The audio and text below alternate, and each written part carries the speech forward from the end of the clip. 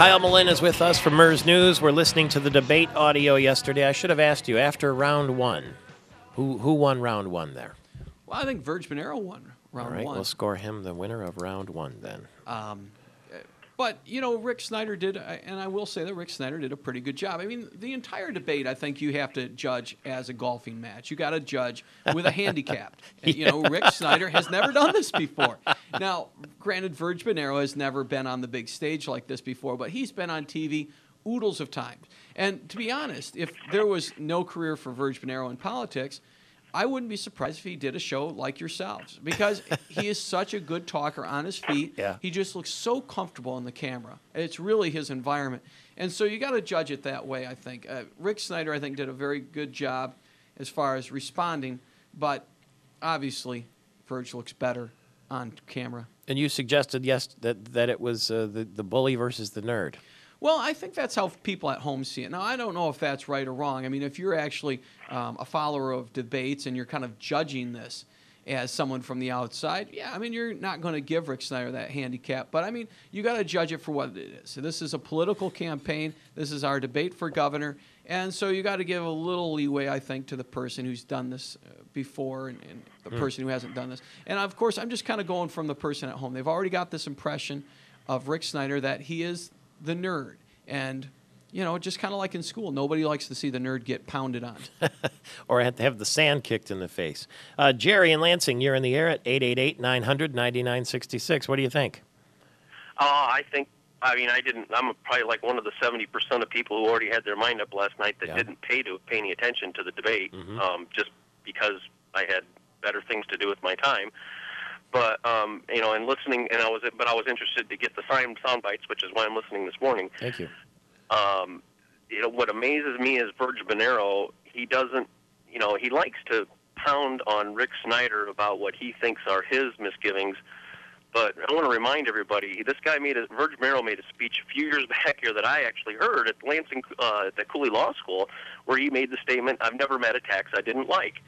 Well, you know, I would like to ask Mr. Bonero, what are you going to do when you become mayor, or if you become governor? Because, you know, Rick Snyder is a smart, intelligent businessman. When he makes business decisions, they're to benefit his company, not to benefit a community. Or, I mean, those are, you know, those are also good benefits. But he doesn't. That's not why you make a decision. Businesses aren't in business to employ people. They're to make money. And, well, Jerry, did the mayor actually say, "I never met a tax I didn't like"? I think there's a video floating around or something like that, like Jerry refers to it. I don't know. I've never seen it. Let's get to, thank you very much, Jerry. Points well made. Let's get to the next question now in the debate about sacrifices. Okay, we're going to... the current governor and legislature are leaving a little gift for the next governor, a $1.6 billion structural deficit. I want to know what sacrifices you will ask of Michigan residents to help you fill that hole. Will government provide fewer services, or will Michiganders pay more taxes? Mr. Snyder, you're first. In terms of what we need to do, I've talked about this consistently. We need to put in a new budget system. I call it value for money budgeting, that gets to outcomes and results instead of the broken model today, which is simply about spending billions of dollars on activities and such. And as part of that, we're going to have to look at some tough issues. And one of the toughest issues the next governor is going to have to address is public employee compensation. And we need to do that in the light of understanding we're talking about people and their families. So it needs to be done in a very thoughtful way where there's shared sacrifice with people. We also need to do a number of things in terms of service consolidation between all our jurisdictions.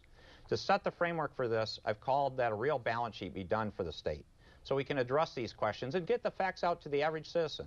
No one knows our facts today, and what I'd love to do is get an opportunity in plain language to get a balance sheet out to all of us so we can see how far beyond our means we've spent. Mr. Bonero, what sacrifices will you ask of Michigan residents? Well, it's easy to talk about balanced budgets. It's another thing to deliver it. I've delivered every budget in the city of Lansing on time, balanced, with no tax increase. I've got a AA+ credit rating. My running mate, Brenda Lawrence, the mayor of Southfield, 9 times. Balanced budgets, on time, no tax increase, no layoffs, and a AA+ credit rating. That is not easy to maintain in tough times. We did it by setting priorities.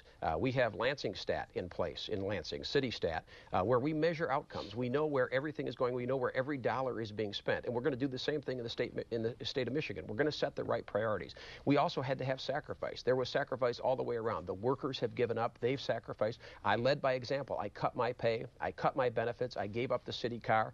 It's important that sacrifice be shared from the top. You know, when times got tough in Lansing, I led the way. I sacrificed. I'd ask Mr. Snyder, when times got tough at Gateway, I know 20,000 people lost their jobs, the workers. What did you give up? I know you became a multimillionaire at that time. You cashed in your stock options. But what did you give up? I know the workers, they had the option to stand in the unemployment line. Okay, but what did you sacrifice? That's time, Mr. Monero. Okay, but what did you sacrifice? Sticky? Yeah. You know, again, Verge Bonero here is going after Rick Snyder. And what's interesting is that Rick Snyder at no point in this debate ever really attacked Verge Bonero. You know, he never called him a career politician and really tried to take the high road throughout, which I thought was really interesting.